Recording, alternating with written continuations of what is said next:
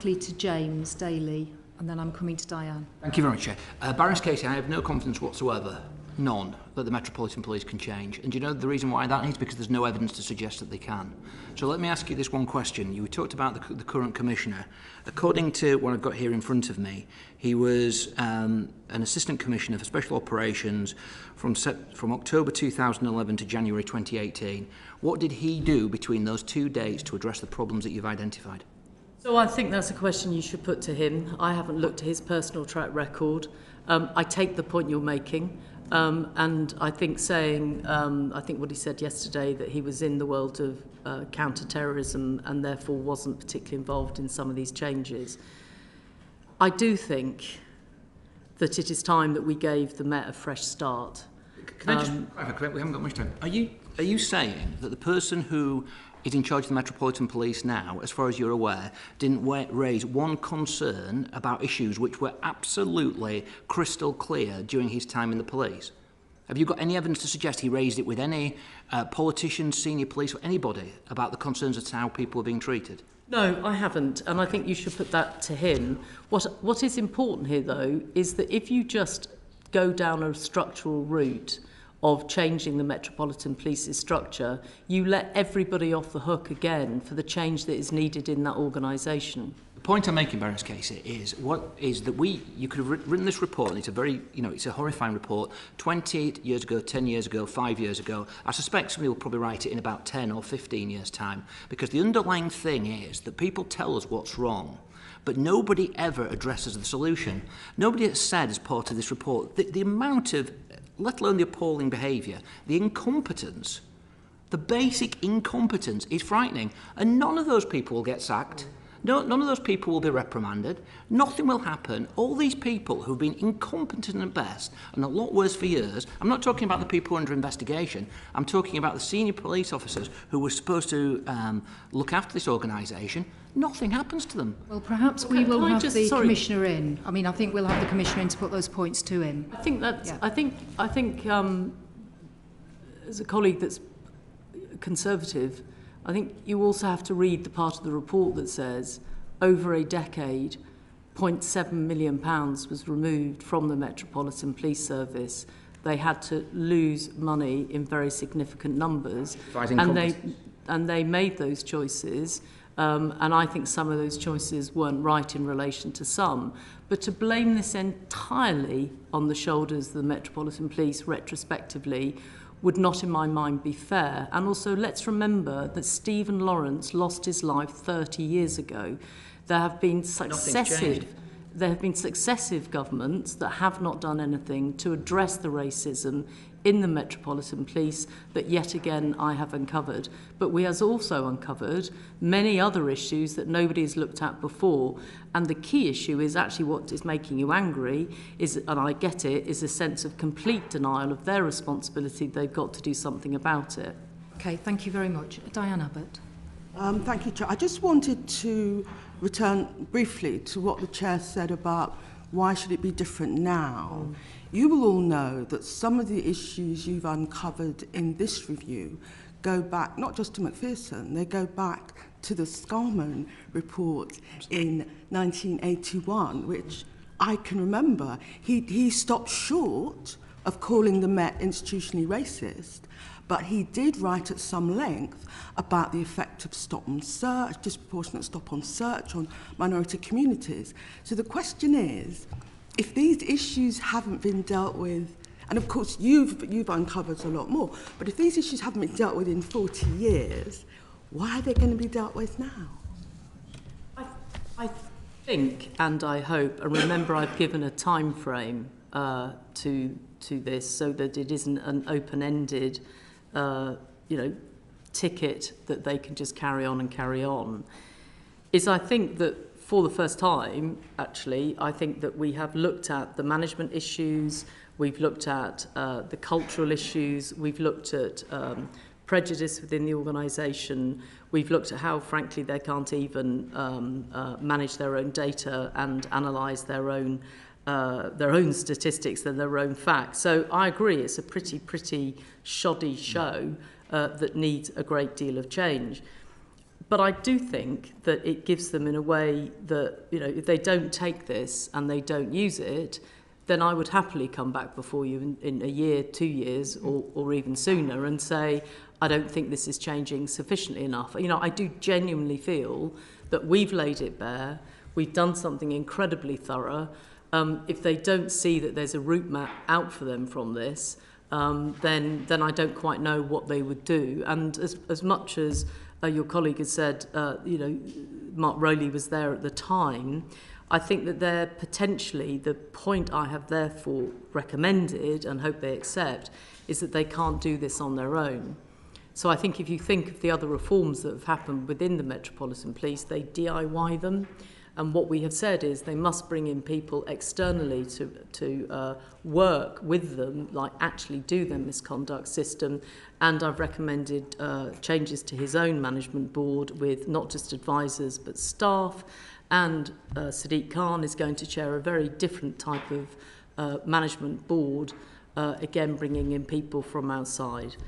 And you know, maybe I'm sounding defensive, but you know, if they don't do it, I don't intend to stand by them. We will definitely have you back.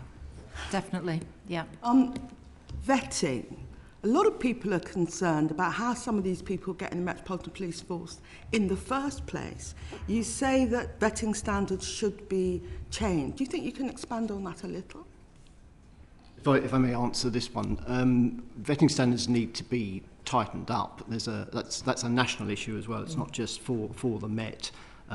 We have recommended a number of ways in which they should be tightened. But I think that it's more than just the vetting system itself. The vetting system has to be got right at the start when people are being recruited into the Met, but re-vetting has to take place as well. People should not be able to stay as police officers if they're not able to meet the standards of conduct that the public expect. And that plays into the broader management systems and so on that the Baroness Casey has referred to in the Met. The whole system needs to be improved so that officers' conduct is monitored and acted on if it falls short. We have also called on some changes to be made to the regulations around misconduct and so on as well, so that it is easier to deal with officers who don't meet the right standards. But that's not all that's needed. There are things that the Met can do and should be getting on with now to improve the way they deal with officers whose standards don't meet expectations. Thank you. And just finally, Sir Robert Mark was one of the most illustrious Metropolitan Police Commissioners, and he came in the 70s, and what he did, and gets every bit of credit for doing, was cleaning up corruption in amongst the CID. I think more than 400 officers were sacked or sent to trial. Some leading police officers went to prison. But he came to the Met from Leicester. He came to the Met from an outside police force. And he said, I was reading his autobiography, that when he arrived at the Met, he felt like the representative of a leper colony attending the annual garden party of a colonial governor, which suggests the Met isn't interested in serious reform. And one of the other things he said in his autobiography is this: I have served in provincial forces for 30 years, and though I have known wrongdoing, I had never experienced institutionalised wrongdoing, blindness, arrogance and prejudice on anything like the scale accepted as routine in the Metropolitan Police Force. Are things any different now? So it's really interesting that you quote that, because that's in our report. Yes. In the report. We use that quote. Exactly that quote. Because I think part of the problem with the Metropolitan Police Service, and probably to a lesser degree some of the others, but certainly the Met, is it is their sort of hubris and their closing in on each other in a way that's like this fortress, which essentially means that gets in the way of everything. It gets in the way of, for example, when a police sergeant has been convicted of a criminal offence for indecent exposure, for doing a rather graphic version of that on a public train, they can actually keep him in the force as opposed to make the decision to sack him. So on so many levels, they close in on themselves, and that they therefore think that they are untouchable. And I think that what we have done with this report, and they asked us to do it, and we took full license from that, is that we have shown that the key findings really are exactly what you've described, which is this sense of optimism bias, defensiveness, denial, hubris, no humility, and all of that is standing in the way of change, whether that's about choices around vetting, whether it's around choices around misconduct, the way that you treat Londoners, the way that you treat BCU commanders, all of that is placed. Can I just mention one thing, if I may, that I think is interesting about police as opposed to other professions, and it comes to vetting. So I have worked in different parts of the public sector. I've worked in the world of sort of child abuse and children. I've worked in homelessness with people who are vulnerable. I've been up close and around various other difficult bits of the public sector. And I think what's really interesting is the police haven't moved into the 21st century in the way that others have. So we know, for example, if you advertise, if you want to get people into jobs where they are near to children, you have to have, even if it's not perfect, you have to have a barrier and a sort of vetting system, and then an inspection system that at least asks the questions, which they do in education and they do in children's services and other places. Like, are we going to attract the wrong people? So we know that paedophiles, for example, will try and get as close to children as they possibly can, and therefore you have to have, or at least systems in place to know that. What I found really interesting about the police is that there isn't really the same level of recognition that when you attract people into the police service, you know that the best of humanity might want to be police officers, the people that want to protect us, the people that are motivated by integrity and social justice. You also attract people that want power and actually want to abuse power. And I don't think, hence why on earth would their vetting systems allow people with, what did Carrick have? I think sort of 5 counts of domestic abuse in his background. You would actually see that as a red flare sign if you were in another profession. So I genuinely think that there are bits about policing that feel out of kilter with the 21st century. That would be one, and some of the accountability structures and no levers for change that actually also don't exist. But I've been quite struck from that one. So I think that's where vetting is a symptom of this wider lack of understanding that people that are attracted to be police officers might actually, although be great, you'll also get equal numbers that aren't great. And you have to have systems and awareness in place that we would have, in places where you're running services for homeless people, or where you're, involved in schools or any of those sorts of things. You would actually have checks and balances in place, and they don't have them in the same way in policing. And at that point, we have a vote. I So really that's apologise. That's wrong time, is it? Is it? No, that's right. It's just come early. Yeah, so we'll just Let's have come early. Okay. the meeting while stay? we go and vote. If you don't mind staying, we'll be back as soon as we can. Yes, thank you.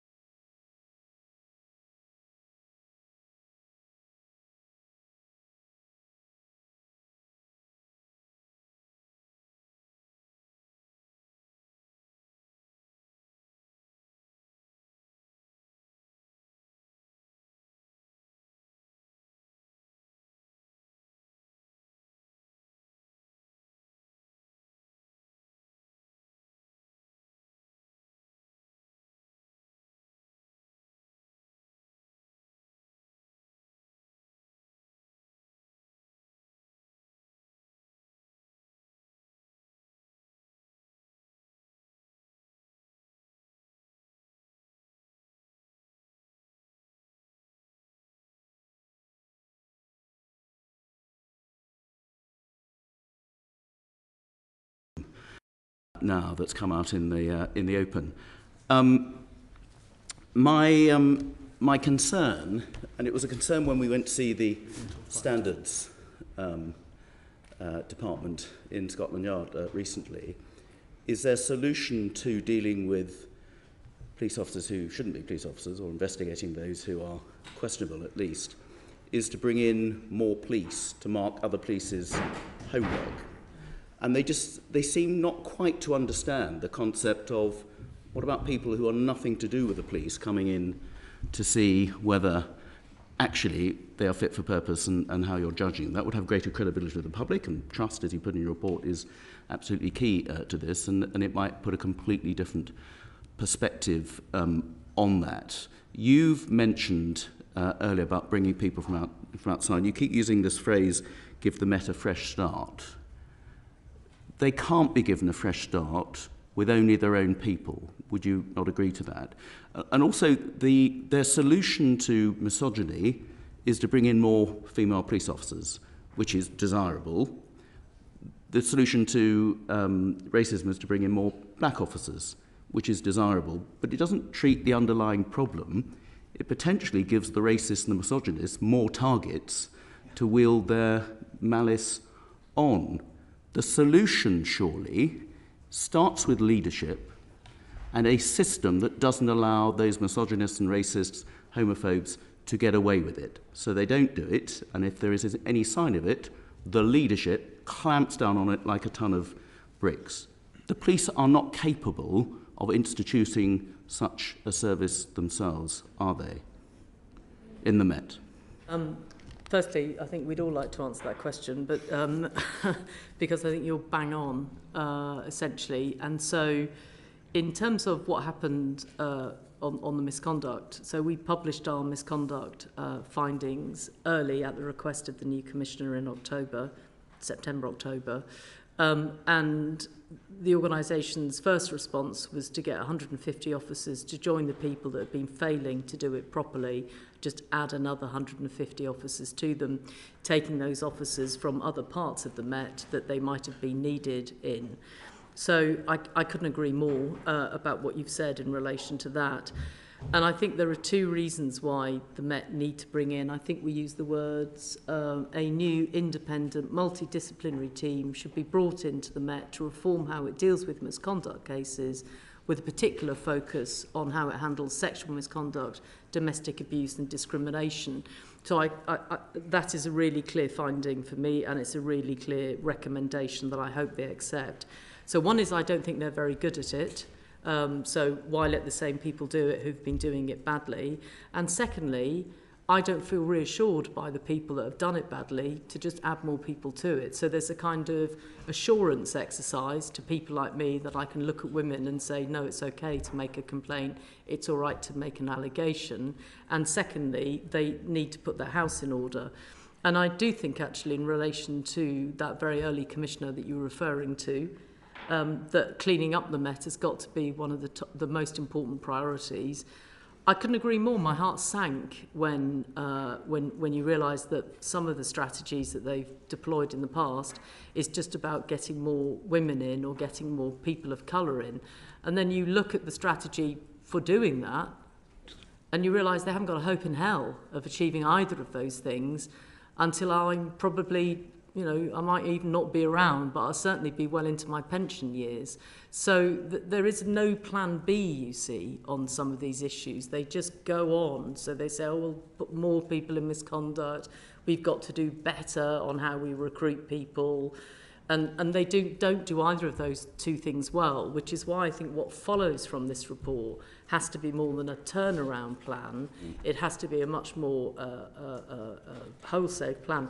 The other thing, can I mention, because I think you hit the nail on the head, is Neil wrote the bit, which is the diary of initiative-itis, which, if it weren't true and, something that was more account to in the thick of it or W1A, it would be funny.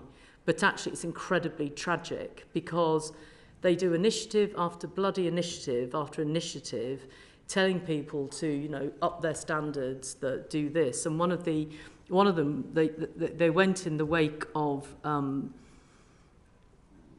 poor Sarah Everard's murder and the sentence of his murderer. They, in the wake of that, did something called Rebuilding Trust, which is well-intentioned. But within that, they then had something called Not in My Met. Well, actually, they had an emergency one called The Depp's Top 3 Asks, where he basically says things like, be good, be this, be that. Just, I can't remember what they were, but they were like, up your standards. That then translated to a diktat going out across the Metropolitan Police, where essentially everybody had to count the number of times that the Depp's top 3 Cs were mentioned. I mean, honestly, you couldn't script it. Flash forward to the absolute reputational nightmare, is how they saw it, of some of the things that happened in the Met Police, and they came up with something called Not in My Met. And Not in My Met says, don't be racist, don't be sexist, don't be homophobic, and if you are, please leave. Yeah. Please leave. I'm going to root out and find you. There's a couple of things I want to ask you, as we are shorter of time. So, I mean, there's lots of good observations and suggestions here. A lot of it is about bringing in advisory people from outside, bringing scrutiny people from outside, which is all good. But you need to bring in executive people from outside. So you need to have, do you not, at the highest level, assistants, commissioner and deputy commissioners, whatever, people who come from a completely different background, of which the army is a prime example, or business leaders, about completely overhauling the institution. Because as you and I know in particular, when you're looking at problems around child abuse, say, it's about how did the system allow that to happen, not just about how did the individual professional allow that to happen on his or her watch, but how would the system allow this level of misogyny and failure to go on? And you've got to have somebody who doesn't come from that system, who has executive powers to do something about it and call out the problems, don't you? Yeah, absolutely, Mr. Loughton, and you know that because of your previous world. Number 13, the Commissioner and Deputy Commissioner, building on their recent material, should bring in new specialist expertise from outside the Met in permanent rather than advisory roles to overhaul the management of the organisation, lead on the work reforming the culture of the Met and the creation of, this extraordinary workforce plan. That still sounds a bit advisory. I want them in senior leadership positions running police departments. We've made it abundantly clear by saying they have to be in permanent rather than advisory roles. But permanent executive running police officers, not advising permanently on how the system could work better. Honestly, double checked it, but that's what we're putting fine. Well, there. if that's your intention, I think that's really clear. It's our intention, Mr. Loughton. Whether the next commissioner does it to the degree that we want is a different matter. So that's my next question. So have you had any discussions with the Home Office or indications from the Home Secretary as about what continuing role you may have to make sure that your report doesn't just gather dust on the shelf? I haven't had any. Would you like to? Are you putting yourself forward for such a role? Well, I didn't think anybody's going to ask me that question, so I'd have to think about it, to be honest. I mean, my view is that the Home Secretary's position is, and she made it clear on Monday when we did have a call with her and the Policing Minister, that she has full confidence in the new leadership of the Met and that she wants to make sure that they have her full support in order to get the job done. And for all the reasons we've just discussed, police marking their own homework is not the solution. So do you think whether it's you or whether it's one of those few other people maybe up to your calibre who could take the baton on from you, that this needs to be a progression report so that there'll be in a year's time, 2 years' time, 3 years' time, somebody seeing what progress has actually been made with the power to call out where progress has not been made and where it's gone in reverse or failure has happened, and for that to lead to something actually then changing even more drastically? I have made the offer that I think that, on a periodic basis, a year, 2 years, I put 2 years in the document, either myself, and I've offered myself, or somebody like me would come back and provide you, provide the Commissioner, provide the public with the assurance necessary. Now, just ahead of this, my prediction of what will happen is it's unlikely anybody will ask me to come back. number one. Why? Because they'll find it all too difficult, etc., rather than being brave. I'm just being honest, I could be wrong, I haven't had a conversation with them. The other thing that people will get up to is they'll pick certain bits of what we've talked about and ask people to review certain bits. Really clever and actually stupid move if you're actually looking for reform, is that what you'll get somebody to do is to come in and have a look at, I don't know, misogyny. Let's take an easier one. You'll get somebody else to come in and assure themselves. In fact, there's probably already somewhere in that building something called Operation Assure. I mean, I'll put money on it as the sun comes up and goes down. So what will happen is organisationally, people will start to do those sorts of things. And what I'm trying to say at the end of my recommendations is you kind of need a breathtaking, so leave people to get on for a period of time, then you have a breathtaking moment again where you inhale the breath of whether you think change has really happened, and you live with the consequences of somebody that says they're getting on with it or they're not getting on with it. But what I have said, and I stick to it, Ms. Loughton, is that if they haven't made sufficient progress within that time, and I have no power in this at all, it is my own view that somebody should then look at how you would split it up or change it or reform it in a much more significant way. But at the moment, remember, we have Lynn Owens, we have Mark Rowley, and we have a change of leadership at the top.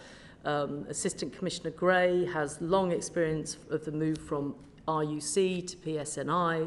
That's the type of scale of reform that we're talking about. And I think if they take what we've said in this report seriously, and I think they are, then at the moment I would say don't split them up, don't change them. But I think you're utterly right.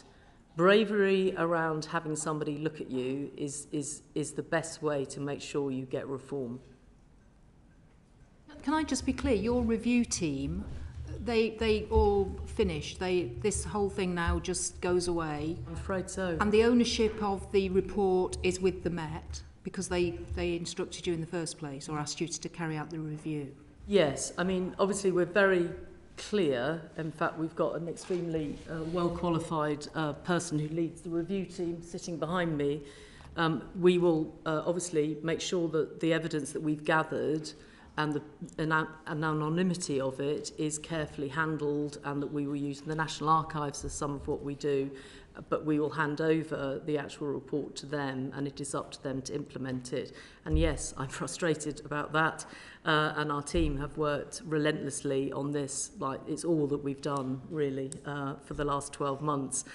So we are nervous about handing it over and letting people press ahead, but everybody has to be grown up, including us, and we have to see them and let them get on with it for a bit.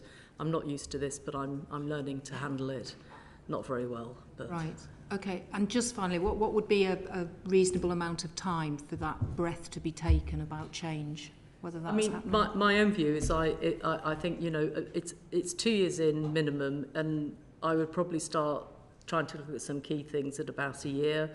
You shouldn't really get the clean up right. I think the cleaning up should happen within a year. What you can't do is gift an organisation cleaning itself up for a long time, because you need to know that the recruitment, the vetting, the systems are right at the same time that you're changing the bar on. I mean, Lucy Dorsey at British Transport Police, I think she's on something like her 17th accelerated hearing for misconduct in about 6 weeks. So, and to be fair, I think Barbara Gray is not short of doing that as well. But once you get your system right and you get your clean-up right, there should be a time limit on that, I think. I don't think you would want to know, particularly, for example, that if you're black and a police officer, you're 81% more likely to be the subject of a misconduct complaint. I mean, if that sort of statistic doesn't change within a year, then I'd ask myself whether they're getting that system change right. Okay, thank you. Paula Barker. Baroness Casey, thank you to you and your team for the report and for being so candid. You spoke earlier about a police officer who indecently exposed himself on a train. That police officer is still a serving police officer, and we've heard in the last few weeks in the Home Affairs Select Committee that about 1,000 officers are now being re-investigated, re-looked at. Do you think the threshold and process for dismissing officers is too high? Yes. I think, yes, there's a brief answer. Yeah, without a doubt. And I think in a way that's part of some of the culture within the police, that you can get away with it, as it were, or that their standards oddly are slightly lower than they would be in other walks of life. And that case is coming up a lot, but there are countless examples of that. And I think what's very difficult for now Chief Constables and Mark Rowley within that is that what they're seeking is powers that will allow them to reopen it. And they're trying to find ways to reopen some of the cases that actually probably most people in this room would think, not sure they should carry a warrant card. My one thing I'll add to it is that I think we feel very strongly, though, that the Metropolitan Police could do an awful lot within any of the regulations and rules they've already got. So there is, again, another little culture between let's split it up, choose what we're going to do, and then get people in to tell us it's okay, and show and tell. The other culture is, I think, that they will literally split this down and basically say, well, we can't do this. When I'm saying they, I'm probably really going to the culture of the Met rather than any individual.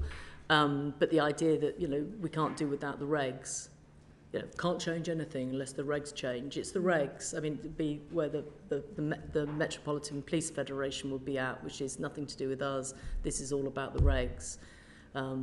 That's a classic line, isn't it? Yeah, and if I could just add to that, I think one of the things is that in dealing with some of the misconduct that we've heard a lot about, all you do is follow the regs. So, things like repeat offending or repeat behaviour will keep happening because they're not looking at kind of patterns of predatory behaviour, etc. Now, you'd think that they look at the regs and go, well, this doesn't meet the threshold, and the threshold's pretty vague because it just means, I think, behaviour which amounts to gross misconduct, which means someone might not be in the force. So, that's not very clear, is it?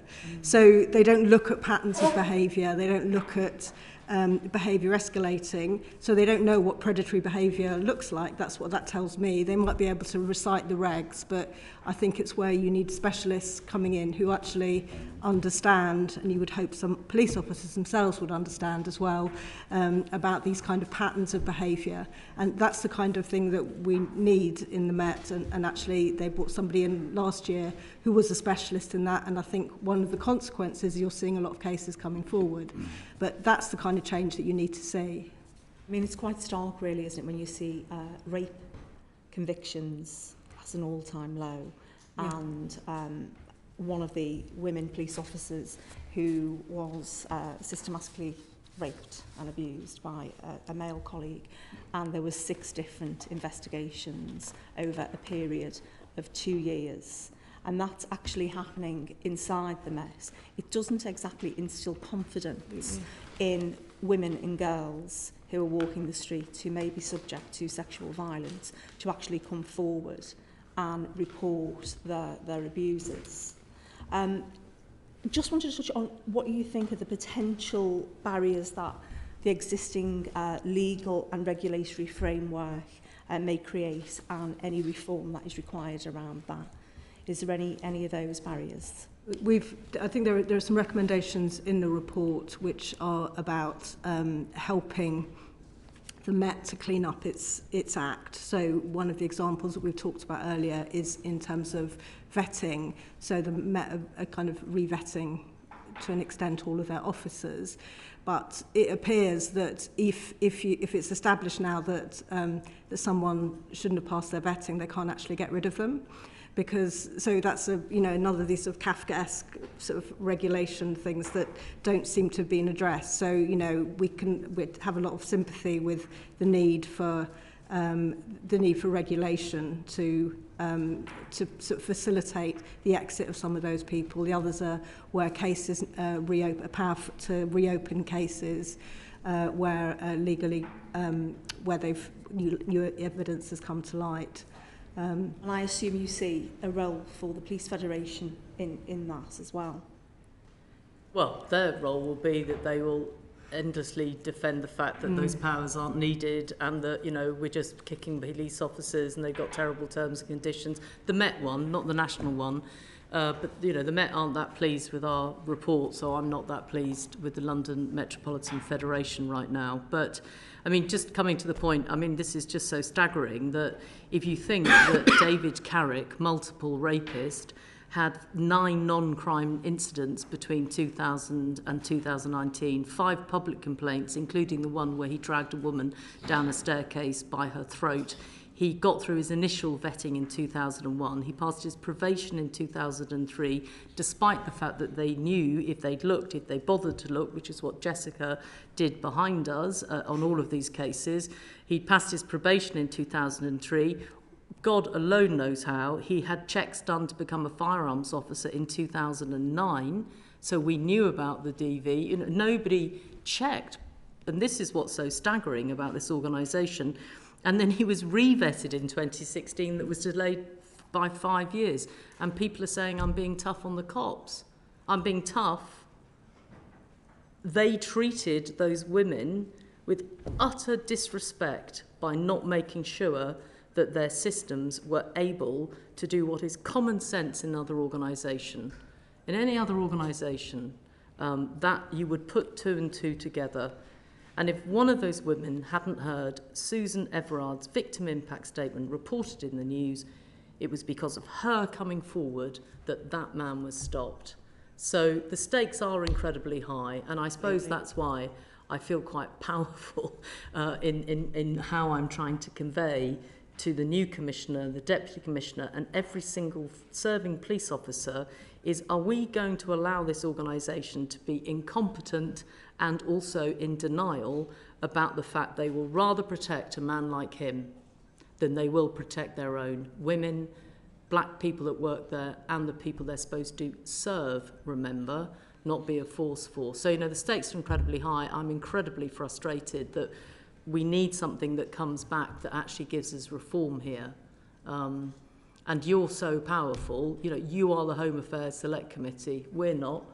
We're a band of mighty annoying people trying to put the evidence together to persuade you and everybody else to do something about it. We've got the evidence, and we want to persuade people to do something. Thank you. Thank you. Simon Fell. Thank you, Chair, and thank you, Baroness Casey, and your band of annoying people for everything you've been doing. This is an incredibly powerful report.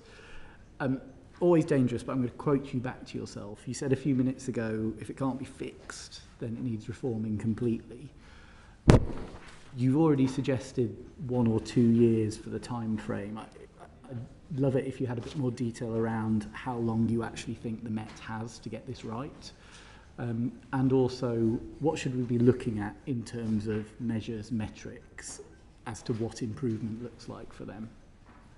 So in the review, we have suggested a progress review in 2 years and in 5 years, but we have also set out at the end of our recommendations a set of measures that we suggest the Met are held to account on, including improvements in public confidence, and particularly amongst those communities in London who have traditionally and for a long time lacked confidence in the Met. And I'm talking about Black Londoners in particular, but there are other groups, and all groups across London. Confidence and trust in the Met has been falling in recent years. So that is one of the measures. Other measures include improvements in response times, and improvements in charge rates, the effectiveness in cleaning up crime effectively. So there are a series of measures that we've set out, and we think those should be looked at on a regular basis and transparently and publicly, and indeed that should be a focus, we think, of the new policing board that we want to see established to oversee the Met and to oversee the kind of reforms that we're recommending. Thank you. And in your conversation with the Home Secretary on Monday and with Sir Mark over the last few days, do you detect the appetite to follow those measures and to work to that timeline? Yes, I think a lot of those measures matter already. Baroness Casey and others have referred to the Met's existing sort of draft turnaround plan, and I think they have recognised in there the importance, for example, of public confidence as a measure. But I think, you know, one of the points of the review is the comprehensiveness of the issues and the interconnectedness of these issues and the need for wholesale reform. So rather than taking a tactical approach and looking at one indicator or another and focusing on single issues, as it were, it's really important to look at the whole piece and to look at the progress across the piece. And again, thank you. Again, from that same engagement, so the regs which you touched on, and they're in your recommendations around giving more power to the Commissioner to reopen investigations and layer on additional sanctions if he thinks they're not strong enough. Do you take the view that, again, the Home Secretary is willing to give you or give the Commissioner the powers to make those decisions? Yes, I think where the Home Secretary appears to be, and she said it at the dispatch box yesterday, is wanting to give police chiefs the powers around misconduct and disciplinary in the way that they have been requested, and we have reflected them in our own recommendations. I suppose I just want to reiterate again that I think that the size of reform needed, I feel, isn't necessarily quite as well understood as I might like it to be, both within colleagues in the Home Office, in terms of the size of reform. Now, to be fair, they, only got the report, the seconds or whatever days ahead of whenever everybody else got it, and it is 360 pages. So I completely understand that will take time. But I think people need to see that it's not an either or, and I would say that to the Home Secretary, that she stood up at the dispatch box and rightly said, I support Mark Rowley, I support Mark Rowley, I support Mark Rowley. So every time she got a question, she said, I support the new Commissioner, I support the new Commissioner. Now, you can say that and do that, and that is right, but you also have to say at the same time, by persuading enormous reform and change. I support the Commissioner by putting new powers in place where needed, but in the meantime supporting the Commissioner in being brave and bold about the level of the reform required. And I suppose I feel it's a little either or, and it has to be both, the same way Neil is right. If you read the report and then you see the conclusions of the recommendations, you can see that you can't pick and choose them. They're not a pick and mix. They have to be taken together. It's kind of one chocolate bar, not optional bits and pieces. And I suppose that's what I'm slightly concerned about, is that because, if I'm being gentle and kind, I would say there hasn't been a great deal of time for people to see the depth of what we're talking about. And I think, certainly 48 hours now, if not longer, of media, on quite a monumental scale, probably has brought attention to it. But I think it's not I support Mark to do whatever he wants, as it were. It's actually the job of government is to support the change needed in the Metropolitan Police by supporting Mark Rowley. Does that make sense? And I think to me, I'm slightly worried at the moment that the size of reform required is of the size of sort of RUC into PSNI, but driven by different reasons.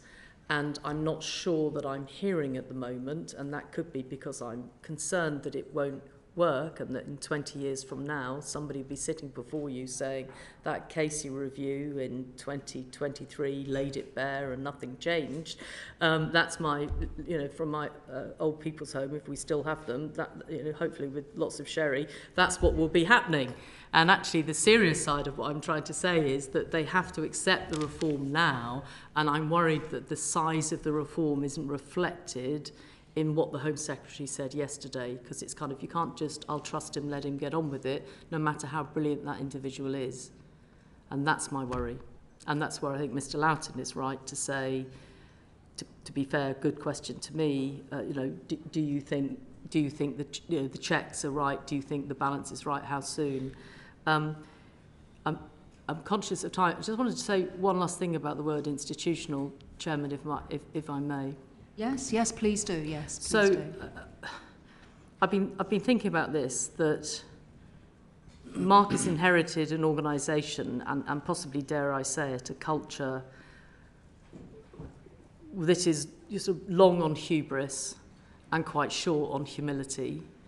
And it is my own view that right now, the Commissioner and the Deputy Commissioner and the report that we have given allows them to be bigger, to be the bigger ones, to leave their hubris to one side and to sort of say, wouldn't it be good if we honoured Doreen Lawrence's son? Wouldn't it be good that we honoured all the Black Londoners whose mums right now are thinking, is my child carrying a knife? Is he going to be stopped and searched? How will he be stopped and searched?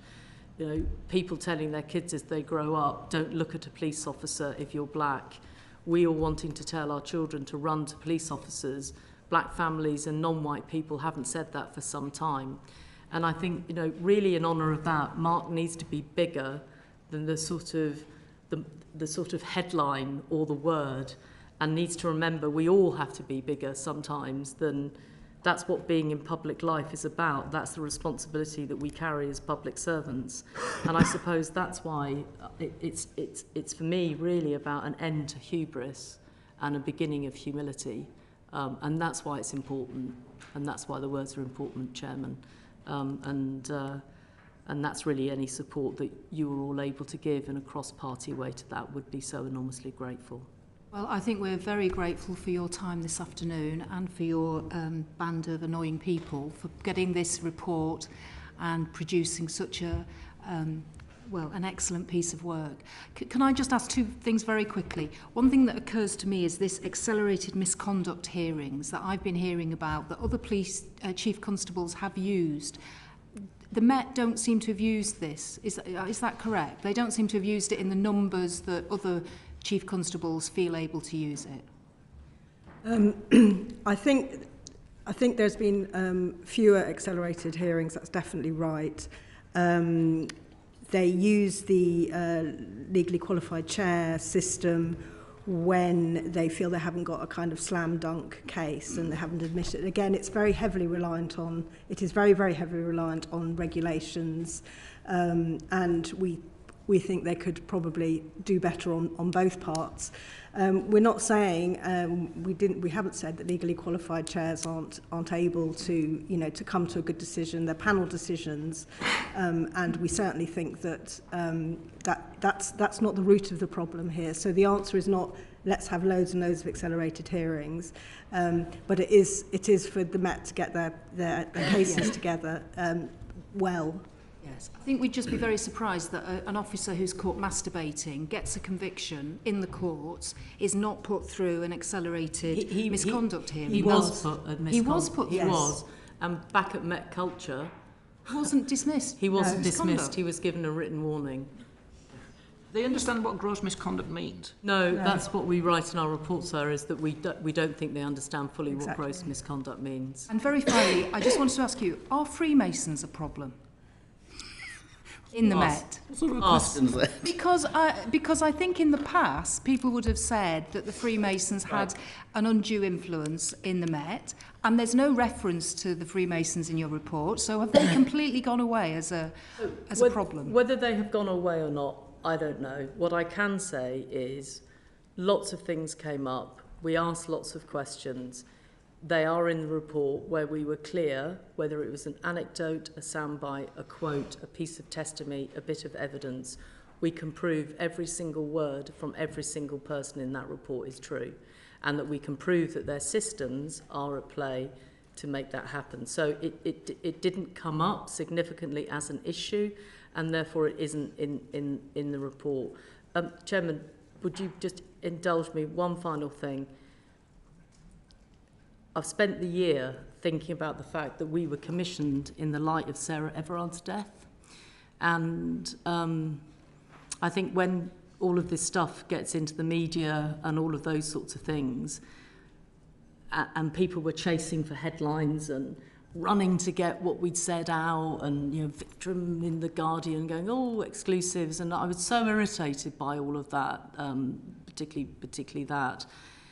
Because I felt that we have tried so hard throughout this review to do it in a way which would honour Sarah Everard's memory, her family, Mina Smallman, her daughters, the families of Stephen Port, who killed those 4 young men, and then finally the 13 victims that we know of Carrick, 12 of whom were sentenced, and one, for various reasons, wasn't. And I suppose I just wanted to say, and I probably won't have another chance to say this,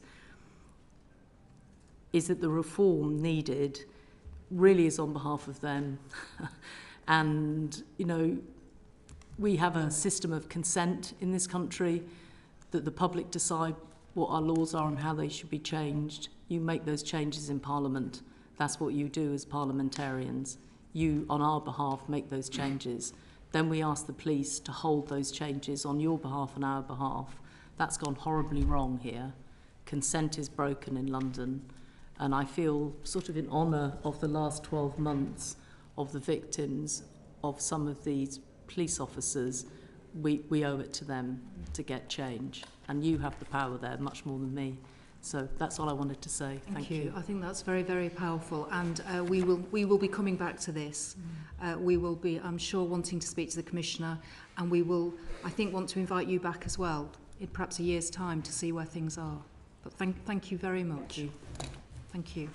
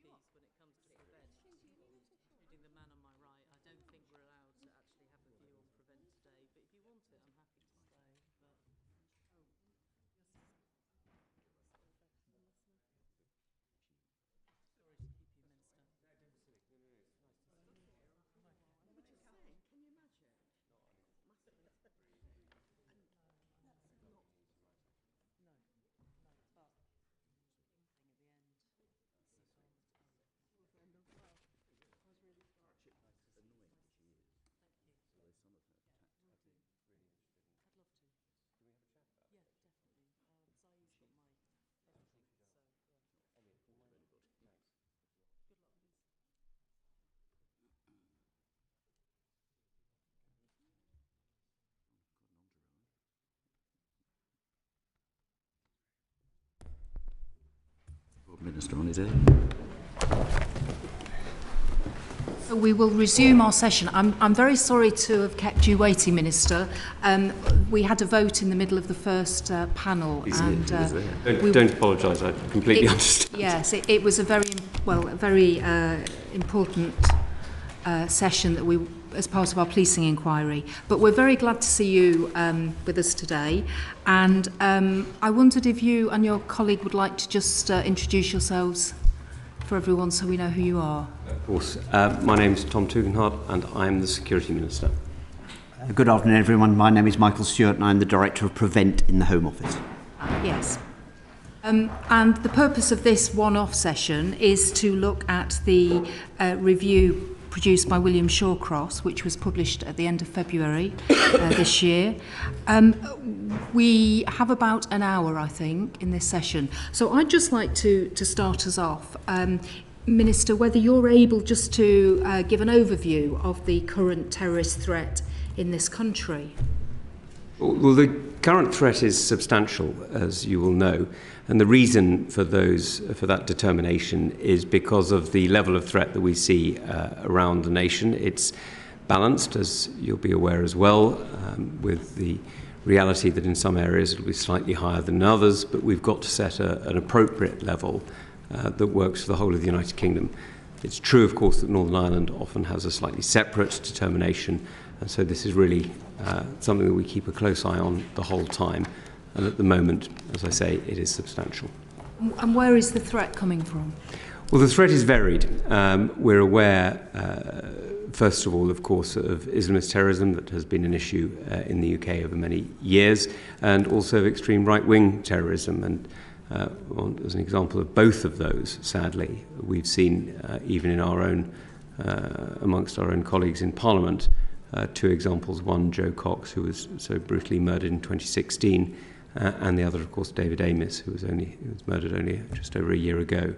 And so we see that even here we're experiencing it. And of course, 6 years ago today was the utterly brutal attack on Westminster Bridge that took the life of a few people, but of course, particularly close to us was PC Keith Palmer, who paid with his life for his extraordinary courage. I think we should all pay tribute to him today. Absolutely, and we did at the start of our first session. We remembered him and the people who died on Westminster Bridge as well. And also, I think you may want to mention Rosie Cooper, who, as a former member of this House, she was her life was threatened, wasn't it, through one of the extreme right-wing terrorist groups? You're, of course, absolutely right. There have been others who've been in this House whose lives have been threatened in a different way. Ruth Smeeth, as we know, who required police protection due to anti-Semitic threats. Baroness Louise, of course, as she is now, and others who have faced extreme ideological violence against them and have required police assistance to keep them safe. So I'm afraid this is not a problem that has gone away, and while it is certainly extremely present, sadly, amongst the parliamentary community, it is also present in a wider community. And one of the things that we're seeing as well is we're seeing the increasing connection between state violence and terrorism and ideological connections. You'll be aware, of course, that we recently identified the threat that Iranian-connected activists opposing to the Jewish and to the Israeli community in the United Kingdom, sadly, that level of anti-Semitism has increased in recent years, as we all know. Excuse me. And of course, the prevent is about trying to stop people becoming terrorists or supporting terrorist activity, isn't it? So that's what it's about. So the review, whilst it was, I think we're saying it was broadly right in its objectives and admirable in its intentions, and there was lots of good effort going in, there were concerns raised about how Prevent was actually operating. And one of the concerns was about the number of referrals into Prevent. Do you want to just say something about that and about what because of course the government have accepted all the recommendations from the Prevent review. So could you just say something about that particular issue? I will, absolutely. And it's important to note that the number of referrals is high. It's some 3,800 have been referred and have come out the other end. So it's not only high, but it's also productive. This is a system that has worked, has diverted young people, mostly young people, away from extremist ideology, and in that sense has not only protected the whole of us as a society, but also those individuals who could otherwise have been radicalised into violence. So this, I think, we should see very clearly for what it is, which is an attempt to protect everybody in our society, including, actually, most particularly those who are referred, ironically, are the ones who are first protected and then others by association. So this is something that we have, I think we have led on in many ways, and in conversations with colleagues around Europe and elsewhere, it's quite clear that others are looking at the work that we're doing, not just in Prevent, but in the other elements of the contest strategy, to make sure, to learn from our work and to see how they can adapt and improve it for their own circumstances. This is a programme, of course, that depends on responding to the ideology that's prevalent at the time. And so it is something that we're constantly working to keep up to date. It would be true, for example, if we were to talk about this 50 or 60 years ago, we'd be talking about violent Republican ideology, particularly connected to Ireland, or 100 years ago we may be talking about anarchist violence. So this is something that we would have updated at different times, and now we're updating it again, and the work that William Shawcross has done is to make sure that we are as up to date as we can be. He seemed to be of the view that there may be reasons why people were not being referred through to Prevent because they might be accused of being racist. And you've accepted that? So look, I'll touch on this because I think it's an important thing to address, that the balance of referrals has not been what we would expect, given the later prosecutions and actions that we've had to take against individuals. It has been overrepresented in that sense in extreme right wing. Now, it could simply be, of course, it is possible that it is simply that those who are doing the referrals notice one and not the other, and the police later notice the other and pick it up. But it's also possible that in a misplaced cultural relativism, people are allowing a soft bigotry to tolerate a cultural misunderstanding that pretends that there is in some way a tolerance for Islamist extremism in a way that there quite rightly shouldn't be for extreme right-wing extremism. And is there evidence of that? Because I was trying to look at the report, the review, and see where the evidence for that was. So at the moment this is a supposition, and we're collecting further data. The data isn't exactly clear at the moment, but we are working on that because this is something that would be of great concern. I mean, let's be absolutely clear that referring people to Prevent for being radicalised into Islamism is something that many in the Islamic community are now doing very actively. Now today, the first day of Ramadan, and many people will be getting together in family groups and indeed across communities for iftar in a few hours' time now, in order to come together as a community and identify, and celebrate family and this religious festival. Those who notice and who call out extremist ideology in their community are doing a service not just to themselves but also to the individual and also to the wider society. And I think that's something that we've got to get ingrained, not just in mosques and community groups, but actually in schools and other areas. Because what we've seen, and in fact I had a conversation with one of our colleagues this morning, a member of Parliament, I won't refer to, but I'll refer to him generically, who told me about a mosque in her community where they were specifically asking for extra help in reference to Prevent, because they see the benefit. And I think we're getting to that place amongst many in the Muslim community. We're not quite in that place in some places in wider education and so on, and this is one of those areas where we have to do better. So just going back though into the referral and using channel, you're saying that you haven't got any evidence, it's just a supposition that you think that people are not being referred in or being put into the channel process because there's some view that I wasn't quite sure what you were saying, to be honest. Perhaps you just explain that to me again. Of course. So the numbers don't add up No. at the moment. And because the numbers don't add up, Yeah. we can see that there's a lacuna, and what we're trying to do is to explain the lacuna. Now, we have some suppositions for that, and we have some anecdotal evidence for that. What we need to do is to build up the evidence base. Michael, would you like to, forgive me, Michael may be able to add a bit more? Yeah, thank you, Minister. So, Chair, it might be helpful to make a distinction here between referrals and acceptance onto the programme. So there are about 6,000, in 21-22, which is the last year for which we've published figures, there are about 6,400 referrals to Prevent. About 800 of those actually make it through to Channel, which is our primary intervention programme. But as the Minister says, at both those levels, at both the referral level and the acceptance level to Channel, there's quite a big difference in percentage terms between what we see in the balance of extreme right-wing and Islamist casework in comparison to what we see in the Pursue system, where MI5 and CT Police say about 75 to 80% of the overall cases are Islamist and 20% the rest, mostly extreme right-wing. That is not what we see either at the referral or at the acceptance into Channel stages. As the Minister says, what the report identifies is that disparity exists. The report doesn't describe to us actually why that's so. So, as he has said, we're in a position of collecting a significant amount of data on that so we can understand that better.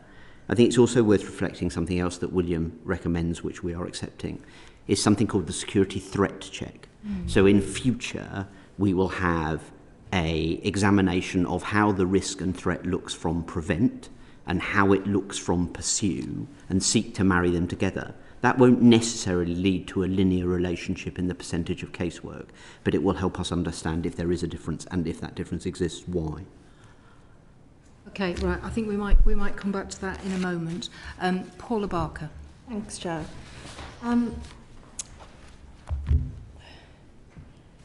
In 2020-2021, there were more referrals made for extreme right-wing concerns than for Islamist concerns. Why do you think that is, or why do you think that was? Oh, sorry. Well, that's partly the point that we were just addressing with the Chair. It's hard to be absolutely certain, but we think there is an element that people in some communities are more likely to refer extreme right-wing terror concerns than they would Islamist terror concerns. And there are many suppositions as to why that might be the case. One is that there is a misunderstanding of what is culturally acceptable and what therefore might be an inspiration to radical ideology in some communities rather than others. And I think that's what I mean by the bigotry of low expectations. I think we've got to be very, very careful that what we're doing is we're holding not just everybody to the same standard. I mean, that's quite clearly the right thing to do. But that we're protecting everybody equally. It would be quite wrong to see a program like Prevent, which can protect people from falling victim to ideological indoctrination, and only use it to protect some members of the community and not others. And I think that's a danger that we've got to address. I think that's one of the things that Mr. Shawcross identifies in his report, and there's more work to be done on it. How long do you think the analysis will take on that? Because obviously he does identify it, saying that the RICU operates different standards for what highlights as Islamist and extreme right-wing threats. So how long will the analysis take? So I don't think RICU operates different standards. I think it's a slightly different challenge, if I may. And I know Mr. Shawcross mentioned it, but I think that the challenge is that what we're seeing that interpretations of it vary. And so it's a different challenge. And I think there's a lot of work to be done on that. I'll give for a timeline, I'll ask Michael, if I may. So two things on that. I think, as the Minister's rightly pointed out, the RICU conversation is a slightly different one. And Chair, I think it's important to reflect that RICU worked directly for me, so I have a specific interest in this. The RICU bit is, for those of you who've looked at the 2018 contest strategy, there are 3 bits to Prevent. The bottom bit of the triangle is the tackling causes space, and that's mostly where RICU speak. William's observations around that are that we have been out of balance in terms of the products we put forward, in terms of more analysis of right-wing and less analysis of Islamist in comparison to the threats they present. So I think that's a slightly different question to the understanding the middle bit, the conversation we've been having about the relative disparity of casework. And there are 3 bits to understanding that middle bit. Work is going on now, led by my teams, to look into those cases that have taken place mostly over the last year in a dip sampling way, to give us a better understanding of that. I've touched on already the security threat check process, which we will begin this year. Both of those 2 pieces of work will definitely be done and give us a good sense within 6 months and certainly within a year. But it's also important there's some independent verification of that beyond me, and that will be a more involved academic process, which we are discussing now, and I think that'll take over a year. Can I just ask about the recent announcement about the government service that will warn if there's danger to life nearby in terms of the tech service? Why is that being brought in now? Is there any specific reason? Capability. Right, okay. So there's no other reason other than capability? These programs sometimes take a while to get online, and it's now online. So it's an update. We're very pleased. Obviously, it stated that it could address flooding, fires and extreme weather. Could you see it being used in a terror situation? It's something we've considered, and you'll be aware that public information is essential in moments like that. Quite how it's deployed and where it's deployed will depend very much on what the challenge is. Look, there's been a lot of work done by psychologists in recent years on that old analogy, shouting fire in a crowded cinema. You don't want to do that and cause a stampede or cause further harm. So how it would be used and where it would be used is something that still requires work, because of course if you're sending out a text message, you can't assume that everybody sees it at the same moment. You can't assume, there's an awful lot of information that you won't assume is treated equally. And so it's a different challenge to have an immediate threat as opposed to a longer term one. So a flood that may come in 24 hours may be more amenable to this service than an immediate threat in other areas. That's helpful. Thank you. I'm going to come to James Daly, but I just wondered if you'd had a chance, Minister, to read the Intelligence and Security Committee report on extreme right-wing terrorism, because they say in there the continuing rise in the number of referrals to Prevent for concerns around extreme right-wing activity does not necessarily signal a similar increase in the extreme right-wing terrorist threat, but rather indicates a greater awareness of the potential risk and the greater focus being placed on this issue. So that might be the explanation. Absolutely, that's one of the possible explanations. Yes, that's right. Would be quite a reasonable explanation, yes, rather than people being worried about being racist. Well, the reality is we have a combination of possible reasons, Chair, and I don't want to discount them. Okay. What I want to do is to find out what's the best way of making sure we keep our society safe and keeping individuals within our society safe. And that's why I think the ISC has done some really important work on this. Others have done work on this. And there, I'm afraid, we have found in admittedly anecdotal evidence that in some areas people are less willing to refer when it may be Islamist in a Muslim context, which, as I'm sure you would share with me, is absolutely unacceptable. To suggest that Islamism is, acceptable in Islam is as wrong as to suggest right-wing views are acceptable in any other culture. Yes, absolutely. Right, James Daly. Thank you very much, Chair, and thank you very much, Minister. Prevent was created in 2003, but it would be fair to say it doesn't work, wouldn't it? I'm sorry, I couldn't hear you. It would be fair to say it doesn't work. I don't agree with that, actually, Mr. Can you give us some evidence to suggest it does work? Yes, I would be very happy to give you some evidence that it does work. What you can see pretty clearly from the statistics is that many people go in, are referred into it, and end up being completely ordinary members of society only a few years later.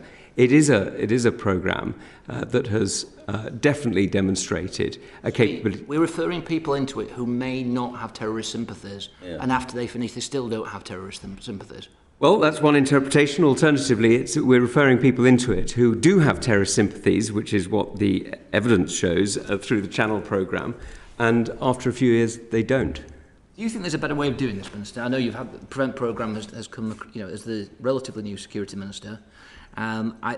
Although I accept everything you say, I can't exactly see our European colleague following the grand example of Prevent as being the way to address things. Is there a better way than Prevent? Well, our European colleagues are following it, and nobody yet has found a better one. We're constantly looking around, and so you'd be right to keep challenging. That's absolutely part of what we've got to do to ourselves. But when you look at the incidents of terror that we've seen in the United Kingdom and the way that we have been able to challenge some of it, I'm not saying it's 100% successful, that would be absurd, but when we see the way in which that it's been able to divert some people away from violent extremism, that's got to be seen as a success. Look, this is not an attempt to reprogram people who may have views that we don't agree with. It's an attempt to help people step away from violent extremism. It's quite a narrow aim if you look at it specifically. We're voting again. No. Oh, German. Final question. As an example of this, in terms of the what Prevent does in some ways is actually replicate services that should be there in the community. If somebody's got mental health issues, and the mental health issue is perhaps one of the main reasons as to why somebody's been referred into it, it seems odd that Prevent is the way of addressing the mental health issue rather than through other services in the community. You're completely right that there are some incidents of referrals that frankly should not be referrals to Prevent. They should be referrals to mental health clinics. That's completely accurate. And it's certainly true that there is some evidence of overlap between extremist views and mental health issues. And so sometimes they should be referrals to mental health clinics, sometimes they should be referrals to Prevent, and sometimes, I'm afraid, they should be referrals to both, because the reality is the overlap is very high. But what we need to do is to make sure that we're getting people into the appropriate level of care. Now, the challenge we've got to have is we've got to make sure that when we refer people who may have mental health issues as well, What we're not doing is putting people who would care for them into positions of severe vulnerability when we also know that they may have terrorist sympathies as well. Thank you very much. Simon Fell. Thank you, Chair, and thank you for joining us, Minister. I'm interested in incel culture, not personally, I should say, but Shawcross argues in his review that people who are influenced by that culture, or fixated on school massacres and areas like that, shouldn't be covered under the Prevent programme. Do you agree with that? I think what Mr. Shawcross does is quite rightly challenge us on that. We have involuntary celibacy is very often an indicator, but I think we're very far from convinced that it is in itself violent extremism. Now, the reason I'm slightly cautious about this is we have seen incel-related attacks in other countries. We haven't seen it in the UK, but we have seen it in other countries. And the same is true of school shooting. We thank God we haven't seen school shootings here in the UK for many, many years now, and I'm glad that our gun laws make that particularly difficult and therefore more unlikely. But we are keeping our eyes open to the different ideologies that motivate in different ways. Thank you. The reason I ask is we've had briefings as a committee looking at incel culture and how it may start as involuntary celibacy, but actually the individuals involved in it move across the spectrum, That's right. essentially looking for an outlet of hate that best serves them. And organisations like Community Safety Trust and others have done deep... That's why I was clear that it's more of an indicator than an ideology in itself. It may indicate that the individual is looking for an outlet of some kind, even if we haven't yet identified what that ideological outlet may be. Great point. So if you think it's best served outside, if that group of individuals are best served outside of the Prevent programme, where do you think they should then sit? Let me just be quite cautious. I didn't say they're necessarily best served outside the Prevent programme. They may or may not be. And this is where the Prevent programme is there to assist when people have been referred in. The best people who can judge who should be referred in are the people who are working with others in the community. It's very difficult to set hard and fast rules from Westminster, from Whitehall, when actually the human variabilities in our communities are so great. So there will be many indicators that may trigger a referral, incel views being one, but the purpose of Prevent is to prevent violent ideology. So a referral may not be the wrong thing. Channel, the programme that then works with people, may be a better way to filter. So I'm not willing, and I'm very keen that I don't, deter people from referring if they feel that that is an appropriate action. Would you agree? Yes, absolutely. Like you, Mr. Spell, I spend quite a lot of time thinking about incels, but not from a personal perspective. And I think it's fair to say across the counter-terrorism system, inevitably, the edges of Prevent will always be fuzzier than the edges of some of the other, where the statements of an understanding of what terrorism is are clearer. And as the Minister says, we wouldn't want to be in the position where we were discouraging people from making referrals, even on this more marginal stuff. But I would absolutely share his view. Our understanding, and it's by no means perfect, but our understanding is the really large majority of people involved in incel culture are sad and unhappy, but not violent. But there is a small violent subculture, and that's what we need to look at. As the Minister's touched on, that's also true for school shooting. And back to Mr. Daly's question, so I spend a lot of time talking to my opposite number in the United States, where of course they have a significant school shooting problem. And much of the methodology we adopt when we're actually thinking about taking people onto our programmes is remarkably similar to the way they do, even though the ideological nature of that is even fuzzier, but it isn't necessarily non-existent. So we do need to continue to be a broader church than the rest of the counter-terrorism process, I think. Thank you very much. When you said people, you mean men, don't you? It's men who are incels, it's not people. It's not women. Women aren't incels. Almost entirely men. Yeah, it's men, okay. So just two things on that. You're quite right, but this is a reflection actually of how things can be abused. The incel movement was originally started by a woman in Canada who had absolutely no violent concepts whatsoever, and it has been exploited in this way. But you're right, Chair, more broadly, of course, across prevent casework, about 90% of the casework we look at is men. Thank you. Thank you, Chair. Welcome, Minister. It's always good to have ministers for their debut performance in front of the committee. We're always very gentle. Isn't it the case that Prevent actually drives extremism underground? No, I don't think that's true. I think what Prevent has suffered from due to some relatively high-profile campaigns is a perception that that might be the case. The reality is actually it has extremely good engagement with many members of pretty much every community, actually. And we find that even in communities that we are told by some loudmouths feel that it's victimization, the communities themselves actually choose to engage with it. And we see this certainly in mosques and community groups across the United Kingdom. We took evidence some years ago on a different inquiry, I think it was to do with hate crime and racism, from university academics who were very concerned that Prevent was effectively snuffing out free speech on university campuses because people didn't want to express views which could be construed as extremist, which could make them candidates for the Prevent programme. And they were very critical of the Prevent programme. Have you seen evidence of that? No, we haven't seen any serious evidence of that.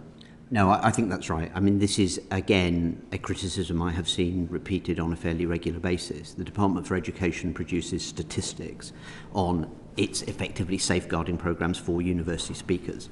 The number of people who are refused an opportunity to speak on the grounds of Prevent-related grounds is really, really tiny.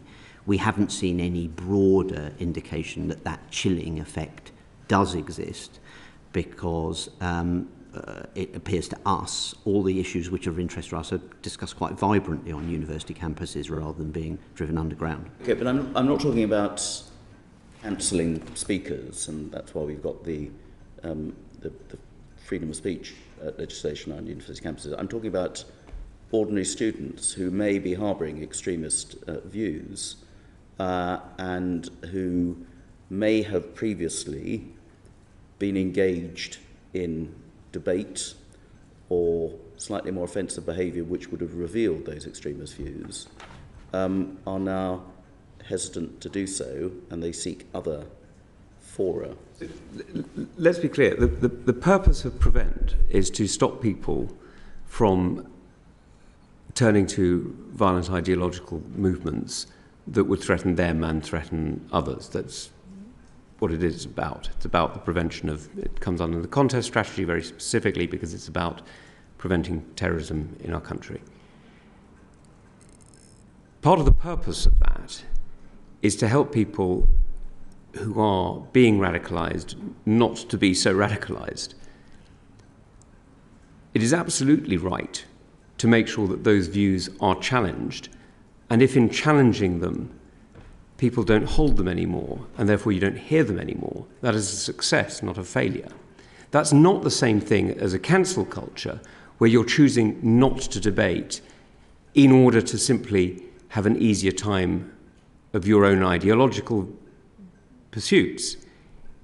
Rather, instead, it's about making sure that violent views that genuinely threaten to drive people towards extreme action, not just thought, are challenged and put in their correct place. That's my point, isn't it? Because if people feel that they are vulnerable to being pursued by a Prevent programme operation or whatever, being identified for that, by speaking their views and having those views challenged in open debate, be it on a university campus or education establishment, wherever it may be, then they are likely to go underground and to seek refuge with the extremist organisations that Prevent is trying to stop them going into their arms, because the jihadists don't openly recruit at Freshers' Fair.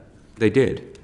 Well, if they did, then they can be challenged but the really dangerous ones do not. Those are exceptional circumstances of where pseudo extremists have presented themselves.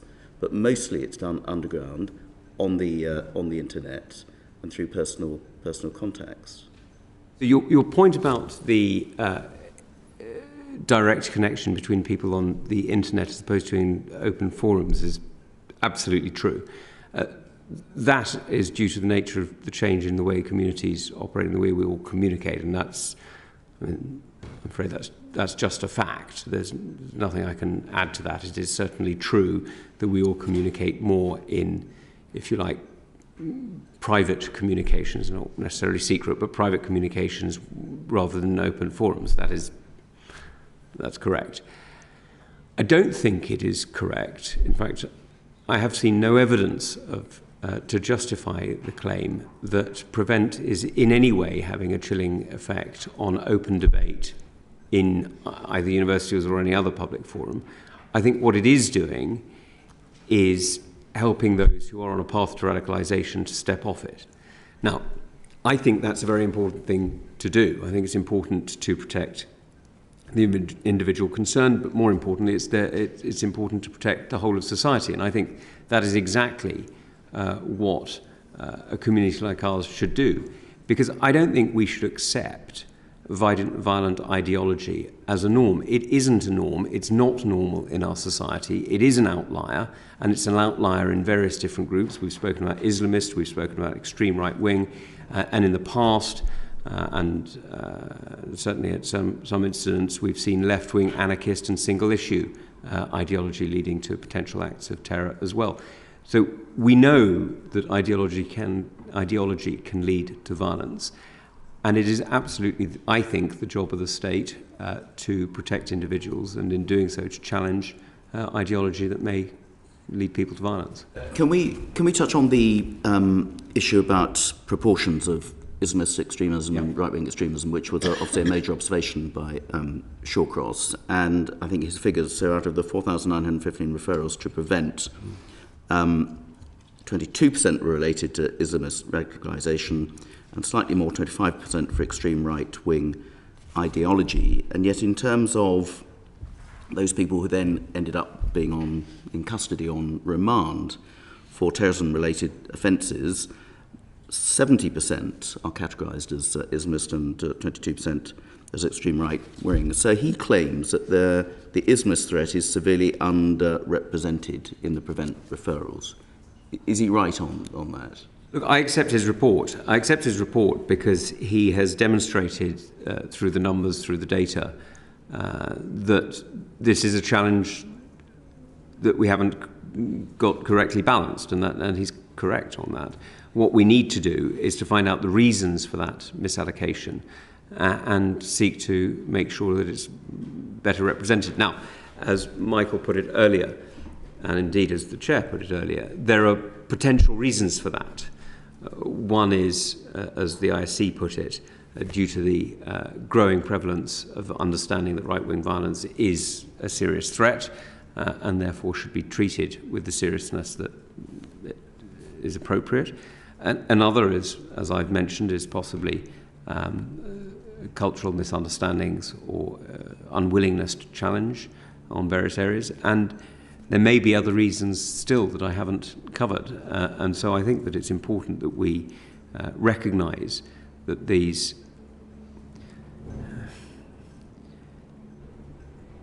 way in which we engage with communities has to be treated equally, so that what we're doing is we're actually recognising that individuals of whichever community have the same rights of protection as anybody else, and the whole of society has the same right of protection from anybody who challenges it.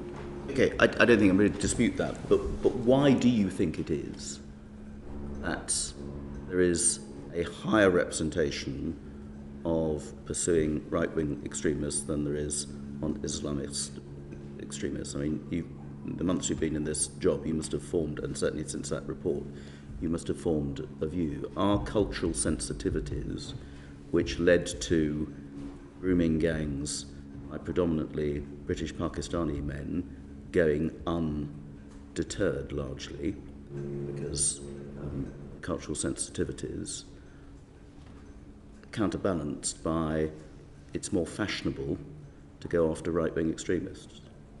So that is one of the theories. Do you think that's right? I think it's a theory that requires quite a lot of further investigation. And that's why what we're doing is we're working with groups like Educate Against Hate, and we're working with many other groups across the country to make sure that what we're doing is we're helping to educate teachers and other community groups who may be, people in the community who may be having those level of contacts, to see that what they're seeing is or isn't normal. Now, as I say, today is the first day of Ramadan. Many people will be practicing their faith in ways that will stand out in some communities. Now, to stand out is not to be extremist. To stand out is not to be in any way a danger or a threat. To stand out is merely, in some cases, to be practicing your religion. On Ash Wednesday, many of us as Catholics will have a black mark on our forehead. That's hardly an extremist symbol. And there are many other things that people do culturally that may be simply a reflection of the cultural practices they follow, either religiously or personally. Now, it doesn't mean that there aren't some aspects which are indicators. And that's where we need to help teachers understand the difference and other people in the community understand the difference and therefore recognise where there's a challenge and where it must be addressed. Do you know how many children have been taken into care from parents who have been deemed to be extremists? I'm going to turn to Michael, I'm afraid. So I can't give you a precise answer, but the numbers will be extraordinarily low. How many do you think is extraordinarily low? I don't want to give you a precise answer because my understanding of this would be more based around the children who have returned from Syria than from children who are based in the UK, and I'm not clear enough on the second one to give you a specific answer. Okay. Can I tell you it probably runs into hundreds over several years, and it's not dominated by Syria. And I'd be interested to know how many of those parents were then identified for a PREVENT programme. So the mechanisms would certainly exist in those circumstances. If a child had been taken into care because of their parents' extremist impact on them, I would have expected that already to be part of the PREVENT system if the specific driver behind taking a child into care is extremism. Okay, I think it would be interesting to have those figures because there have been some high-profile cases of children taken into care, for example, because parents were UKIP activists some years ago. There were genuine cases which were challenged, but there are many other cases of children taken into care because they have parents who are identified with genuinely extremist, either right-wing views or Islamist views. And I think it's more, and other extreme religious views, and I think it's more to the latter. I'd be interested to know, one, what the overall figure is, because I'm slightly out of date with it, but it's more than I think you assume, Mr. Stewart.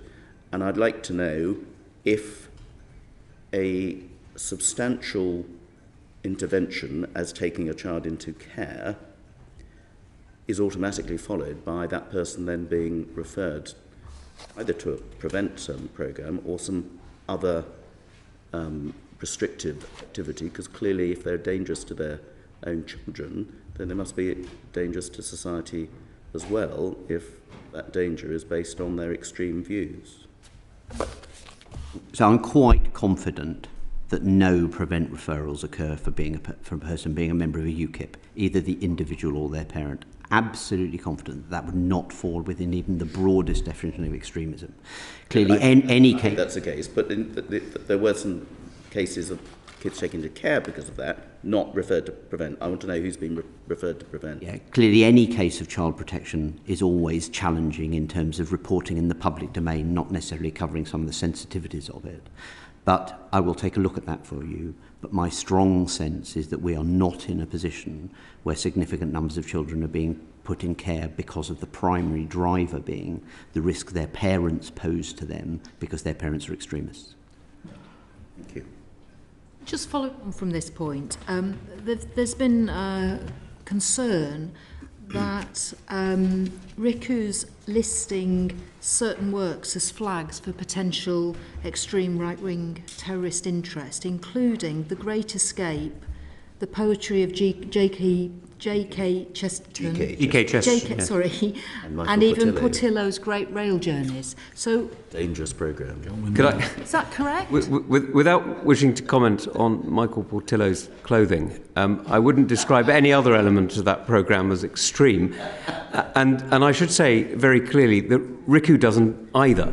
What RICU has done is it's listed, possibly without enough warnings as to exactly what it was doing, but it's listed what an extremist said were products that that person felt were extremist. But the idea that G.K. Chesterton, who, as we all know, wrote the most fantastic Father Brown books, or Michael Portillo's Great Railway Journeys are in any way extreme, is completely absurd. Right. I mean, it's absolutely ridiculous.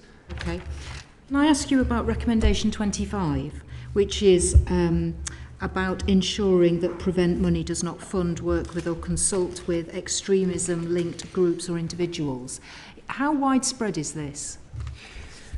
Well, this is something that we've been looking to address in various different ways, and we've been, as you know, concerned that some groups that claim to represent communities across our country are actually much more interested in spreading division and hatred in various different ways. And what we're trying to do is to make sure that none of these groups have access to any funding at all.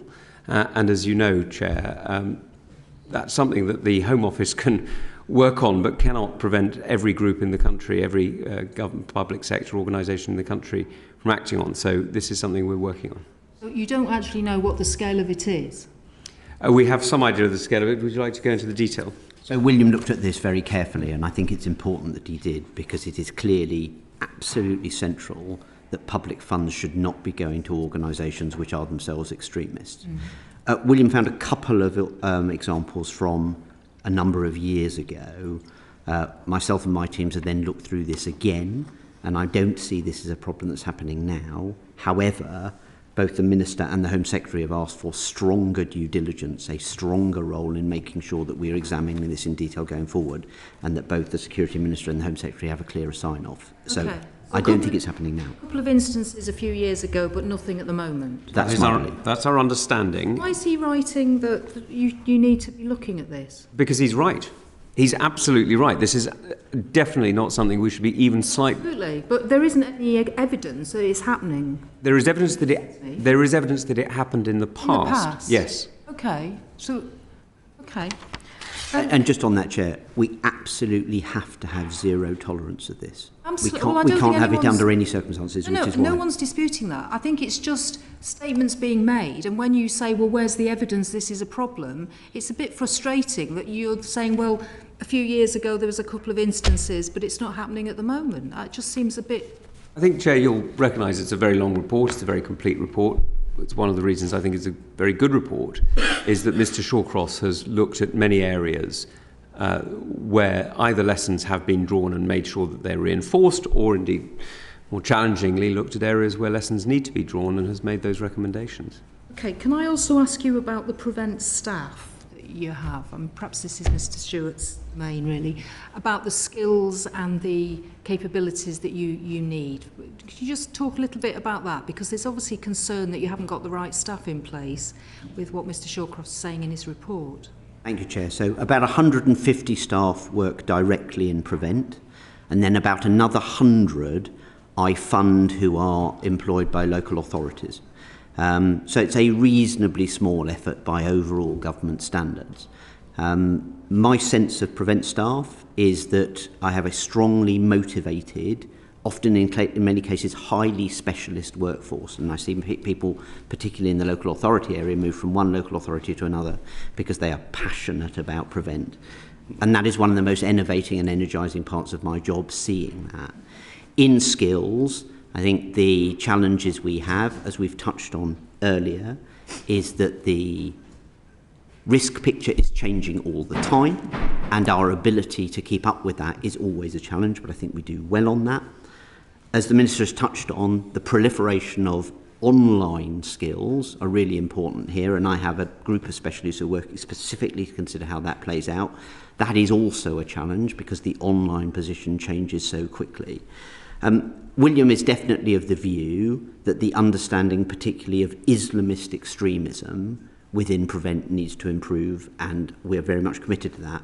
But William also, in a further recommendation, says he wants to see more of the work in-house rather than delivered by consultants, and that's what we're already doing, which for me is a reflection of the confidence I have in Prevent staff. Okay. Paula Barker. Just on, Mr Stewart, on the 50 that are employed or you fund to work in local authorities, I'm assuming that's because in those specific areas there's high numbers of risk. Is that the case? Yeah, that's right. So our philosophy, and again William touches on this, our philosophy is that we have a series of Prevent priority areas. Across England and Wales, every local authority has a duty to deliver on Prevent, but over years we have developed a methodology in which we have looked at the highest risk areas. William notes correctly that that is probably a little bit out of kilter now with where the threat is, because the threat feels more, sadly for us, balanced across a range of regions. So today I just have over 40 Prevent priority areas.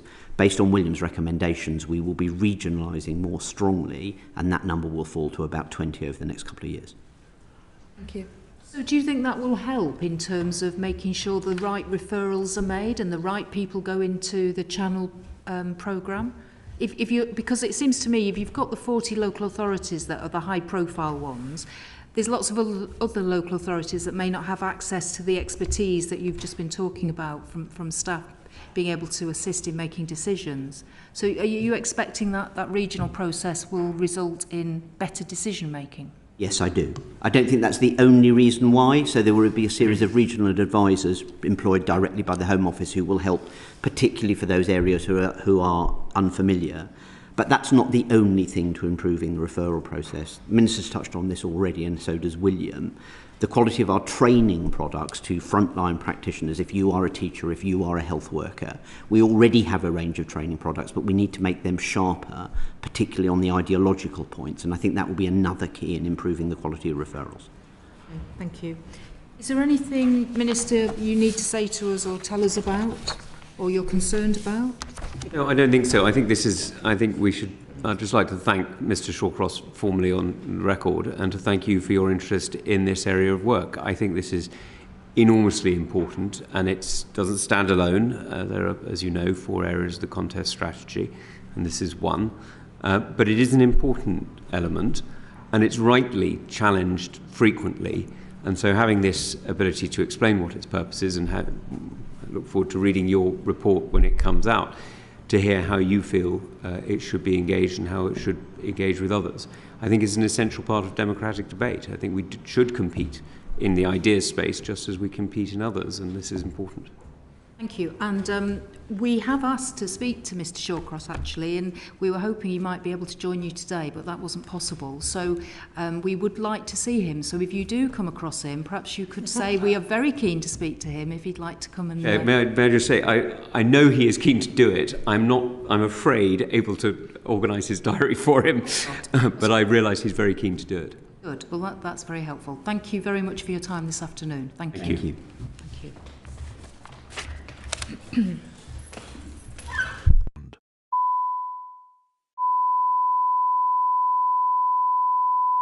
Committee Room 8, Sound.